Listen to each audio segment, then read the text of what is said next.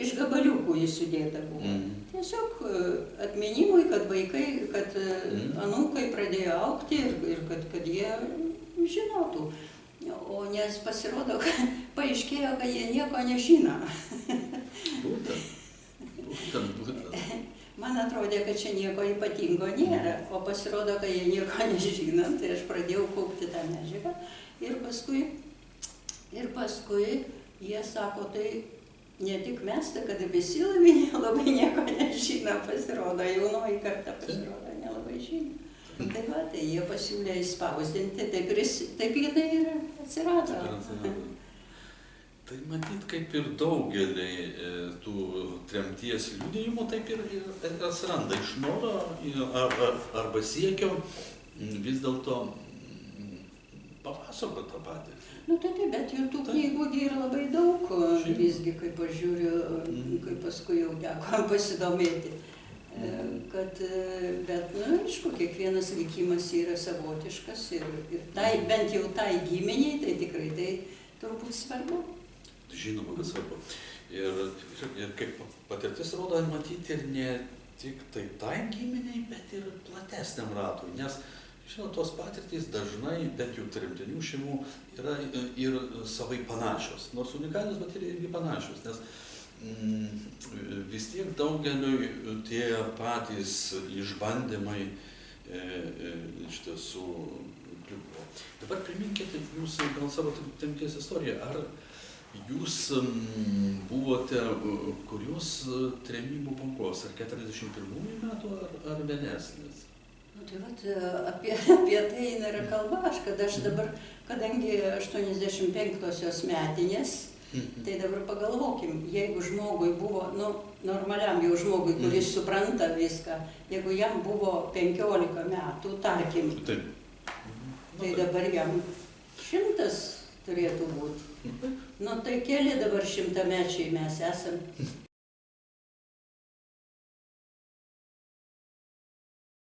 Tai tikrai svarbus kaip ir kiekviena istorija, šeimos ar žmogaus istorija, nes matot, iš tų mažų istorijų, šeimų istorijų ir ta vadinama didžioji istorija susideda. Susideda tautos istorija. Tai tautos istorija. Ir dėl tos priežasties mes labai atidžiai stengiame žiūrėti į tas unikalias patirtis, nes turbūt, kad Lietuvoje irgi reta giminė yra išvengusi panašių patirčių. Tai sakoma, kad kas 6 buvo ištremtas, tai reiškia ir ryšasi visi, be abejo.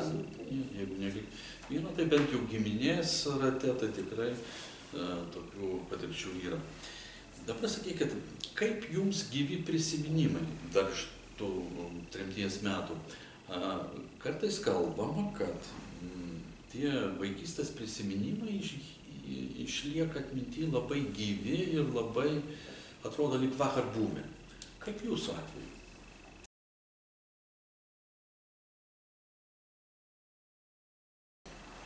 Kai kurie labai giliai yra įsmigę. Ir jie atrodo, kad kaip gyvi, kaip jūs sakote. Iš tikrųjų, taip yra. Turiu tokių. Ar galėtumėt pasidalinti vienu iš jų? Nes vis dėlto... Pavyzdžiui, man buvo tik 5 metai, bet aš puikiai įsivaizduoju ir puikiai matau tą momentą, kaip aš varlinėju po kiemą, atsidaro varteliai ir įeina 3 dėdės su šautuvais. Aš bėgu greitai kambarį ir šaukiu visiems. Pas mus ateina svečiai. Reiškios prisiminimus. Netoli mūsų žeminės, zemliankos taip vadinamos, buvo netoliese, ten buvo gal koks kilometras, uogos augo. Žinot, čia pas mus tai soduose augo visos uogos, o tenais tai miške. Tai mes bėgdavom tų uogų raškyti. Irgi, vat, kaip dabar prisimenu, tų uodų ir moškių nebuvo galima matyti, juodieji serbentai visai nesimatė ir mes būdavo braukiam tik tai, nes neįmanoma apsiginti, vaikai, žinai, negi mes ten tepėmės kur ką. Nu, va šitas momentas iškilęs. Toliau vieną kartą mus senelė surinko 16 kokių vaikų ir nusivedė spanguoliauti. Spanguoliavom mes jau labai daug tų uogų, kaip Sibirė, prisirinko pilnas tervas, reikia išeiti, mes pasiklydom, o kaip dabar po tą balą vaikščiot, ogi vaikštom ir ta bala visa liūla, juda. O kaip dabar daryti? Mes ir į vieną pusę, ir į kitą, kelio nėra, ir senelė nebežino. Jinai sako, tikriausiai mūsų vedžioja nelabasis. Ką reikia daryti? Jis sako, žinot, vaikai, reikia išversti kailinius, kuriais mes ar mes ten kailiniais, kodėl mes kailiniai, nu gal šalta buvo, ką žinau, nebeatsimenu. Kas kuo apsirengė? Jinai kailinukais apsirengusi, tai jį išvertė savo kailinius, o mes visi išvertėm savo paltus. Kiek jau, ką mes buvom. Ir vėl einam. Ryšam prie medžių juosteles, kad jau čia buvo. Einam ir vėl tos juostelės mūsų ir pasirodo mes gatavai pasiklydom. Kažkur apie ryte, apie kokią 4-5 valandą mes atsiradom visgi. Pasirodo, visi buvo sunerimę, visi mūsų ieškojo, visą. Tai va dabar aš ką atsimenu, kaip mes išpylėm savo uogas visi, nes kasgi be neštas uogas, kas jas betampis, ir kaip ta bala judėjo visą laiką ir mes negalim atsisėsti ir pailsėti, dėl to, kad jeigu mes atsisėsim, tai mes nugrimsim. Tai va, aš čia dar ir knygutėj parašiau apie šitą dalyką, nes dabar tai pavyzdžiui žinau, kad čia su vaikais mes, kai mokykloje, tai jeigu nori tokioj vietoj pailsėti, reiškia, reikia ratu sustoti ir vieniem į kitą, nu žodžiu, už nugarų ir kartu sėsti. Ir pasirodo, tada nenugrimsi. Bet mesgi tai šito nežinojom. Tai va, šitą judėjimą, tos balos, dabar atsimenu, reiškia, padarė, matyt, nepaprastai didelį įspūdį tas dalykas. Bet baisiausias dalykas, ką jau aš atsimenu, tai ir jaučiu tokią kaltę iki šiol, tai čia irgi aprašiau čia. Mama išeidama į darbą, man 5-metei, tai buvo 1 metais po išvežimo, nebuvo ko valgyti, kur jau į ten gavo, nežinau, kokių kruopų, išvirė košę. Sudėjo košę į konservų dėžutę, padėjo aukštai ant lentynos ir pasakė, aš išeinu į darbą, o tu, vaikel, kai bus pietus, tai tu suvalgyk pusę tos košės, o kitą palik man. Tai argi aš galiu iškentėti. Taigi aš pasilipėjau jis, pasiekiu tą dėžutę ir vis paragauju. Tol ragavau, kol ten liko nebe pusė jau. Pareina mama, siekia tos dėžutės. Sako, taigi aš tavo vaikel sakiau, kiek suvalgyti. Nu, nieko man nebuvo, manęs nebaudė. Bet šitas, nu taip įstiko, žinokit, va, kaltę visą gyvenimą jaučiu. Taip įsivaizduoju.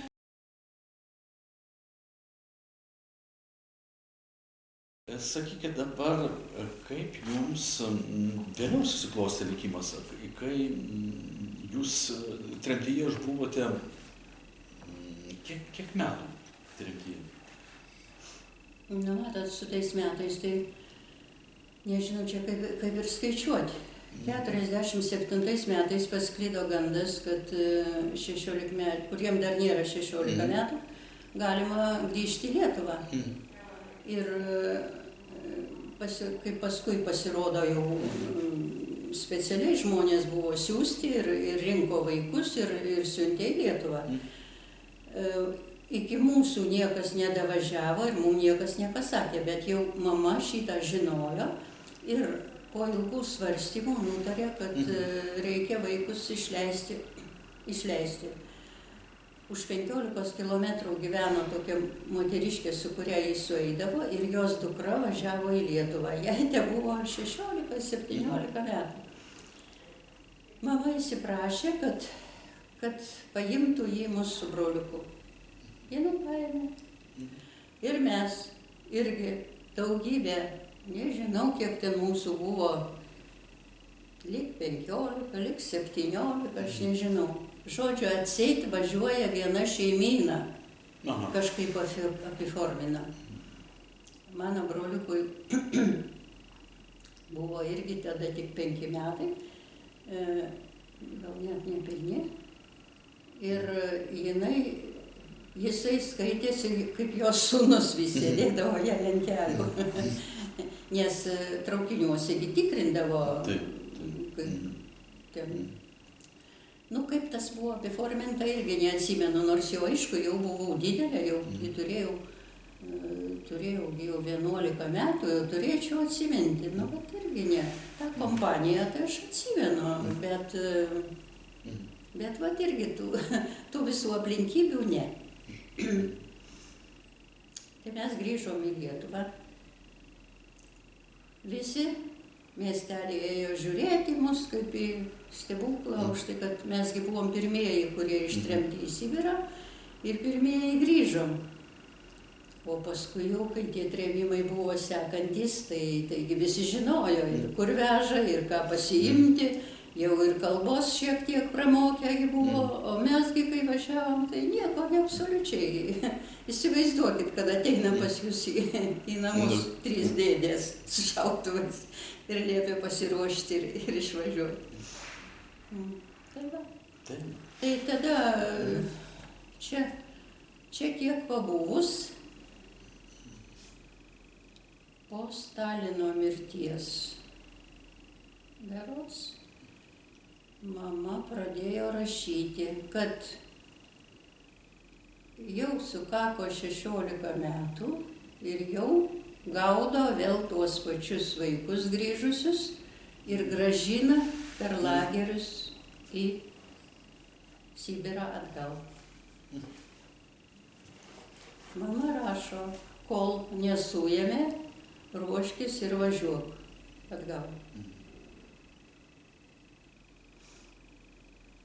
Aš gyvenau bute, mokiausi ir šeimininkas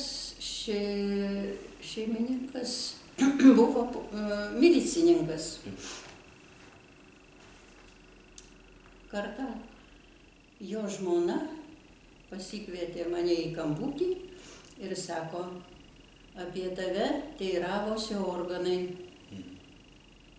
Nu, kas man beliko? Aš susirašiau ir išvažiavau. Prasidėjo antras etapas Sibiro.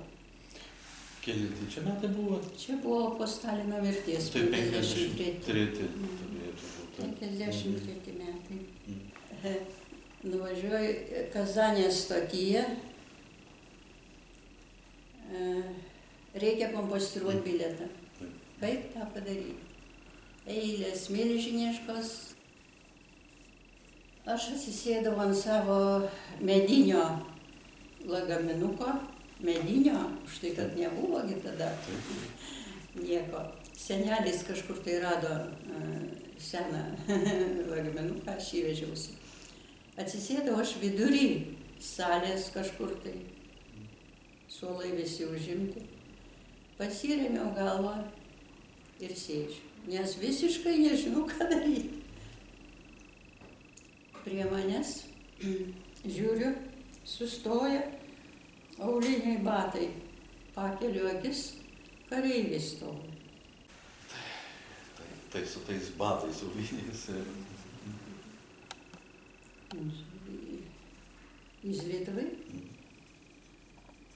pasirodo kareivių ar dalinys, ar kas, nežinau kaip juos pavadinti, kažkokie kareiviai, jis man pasiaiškina, kad jis lietuvis.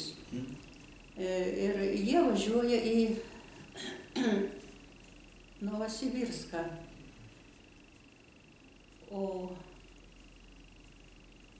Ir klausė manęs, kodėl aš čia dabar atsiradau. Nu, žodžiu, aš jam papasakoju savo istoriją. Jis paima mano bilietą, užkompostiruoja savo į karinį vagoną ir su tas kareivukais aš važiuoju savo iki Tomsko. Nu, aš jo klausiu, tai iš ko jis pažino, kad aš iš Lietuvos? Iš palto pasiuvimo, pasirodo. Seniau siūdavo paltus, tikrai buvo tokia mada, kad būdavo tokie per juosmenį papiešti tokie ir sujuosti siaurą juostelę. Iš tikrųjų, tai kelioniai man persiuvo mamos paltą ir kadangi madinga, taip jau ir padarėm. Jis sako, aš nesenai buvau atostogų Lietuvoje ir žinau, kad šitaip siuvo paltus. Nu šitą aš nežinau, čia gal Dievo pirštas ir kaip aš nežinau. Ką aš būčiau darius, kaip aš ten būčiau, nežinau. Nu tiesa, taigos stotyje, nu tai mes atsisveikinom su jais, man dar reikėjo daryti vieną persėdimą. Rudenį ėjau už 50 kilometrų, buvo galima mokytis vidurinė mokykla, aš kai norėjau baigti, aš išvažiavau iš 10 klasės, nebaigusi net 10. Nu, o tenais, ten iš viso 10-metė. Bet tai va, į tą paskutinę klasę aš patekau. Labai buvo sunku persiorientuoti, dėl to,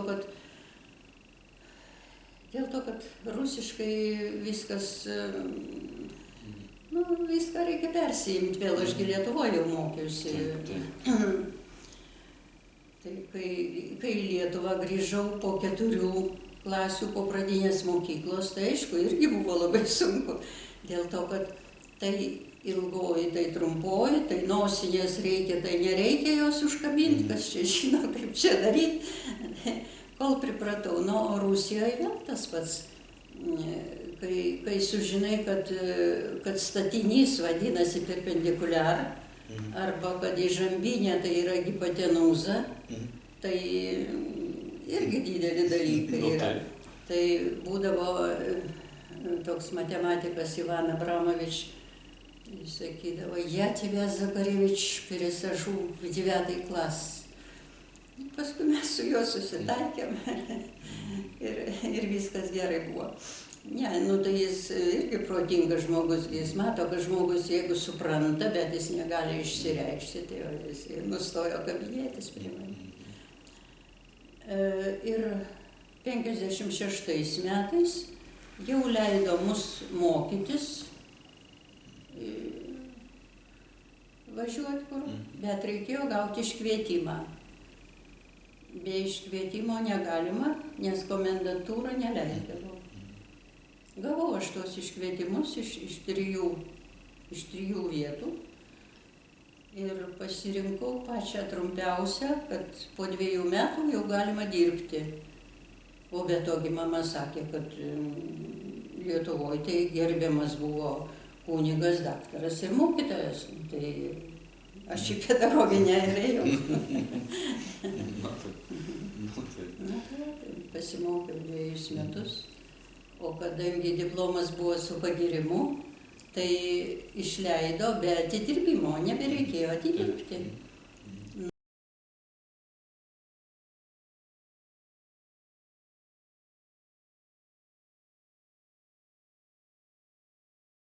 Nu ir kadangi galima jau buvo ir važiuoti, tai greit parvažiavau į Lietuvą. Lietuvoje, aišku, niekas nelaukė. Įsidarbinti buvo sunku. Siuntė mane į ministeriją, patekau aš pas pavaduotoją Višniauskaitę. Jinai buvo žymiai sukalbamesnė negu kad vietiniai ponai. Na ir viskas, prasidėjo karjera, kabutėse. Biržų rajonas, Rokiškio rajonas, Kupiškis. Na ir viskas, ir tuo baigėsi.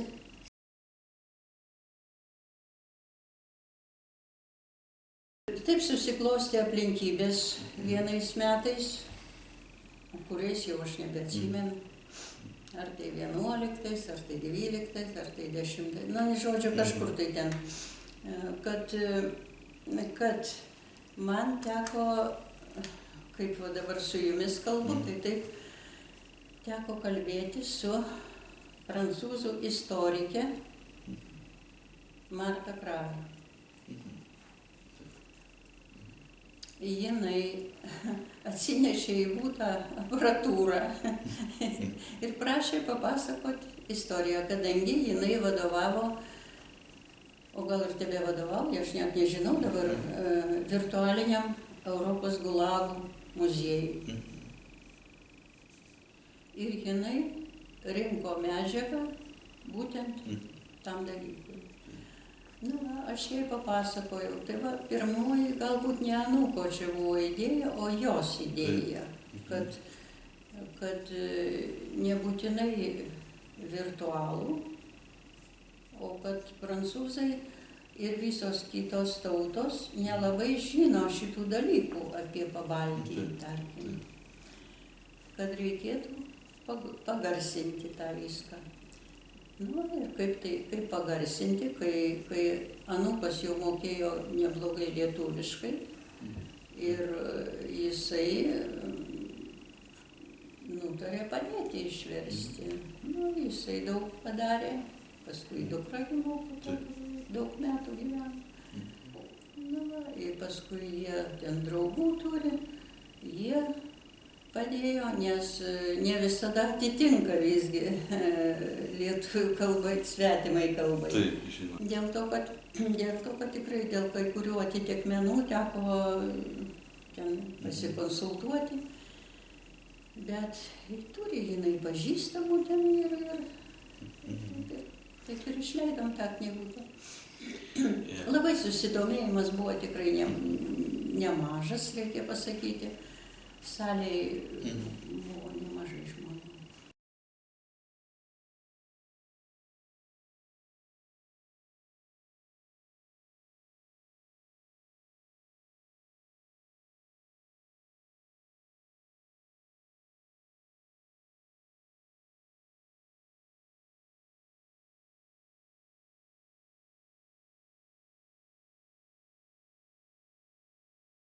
Où on ne parle pas la langue, on n'a pas d'affaires, on n'a rien à manger, comment survivre, à quoi s'accrocher, tout simplement. On ne savait pas, on était absolument perdus. Visokių patarimų mama sulaukė ir baisių. Toks vienas iš patarimų buvo, reikia įdurti į viršugalvį gimusiam vaikui adatą. Ir jo nebeliks.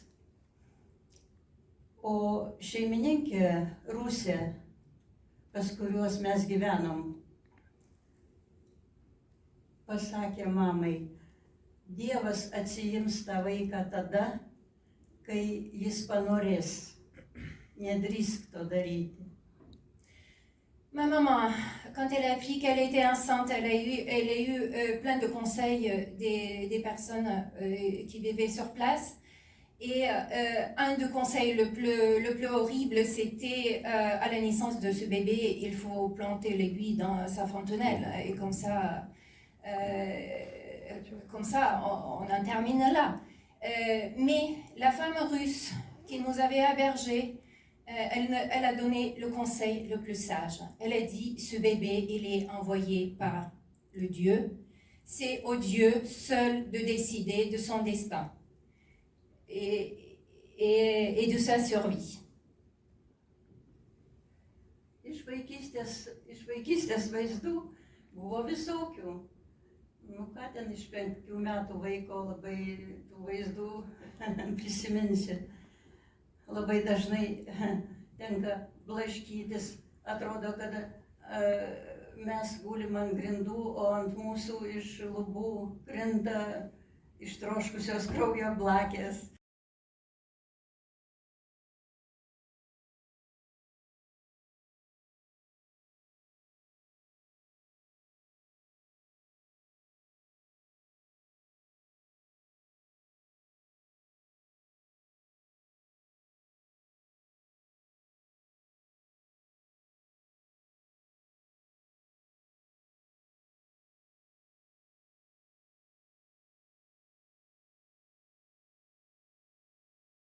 Bet to tikrai tai buvo viena įdomiausių dienų mano gyvenime, nes tikrai netenka susidurti su tokia gausybė žmonių ir be to susidomėjusių žmonių. Tikrai susidomėjusių, taip.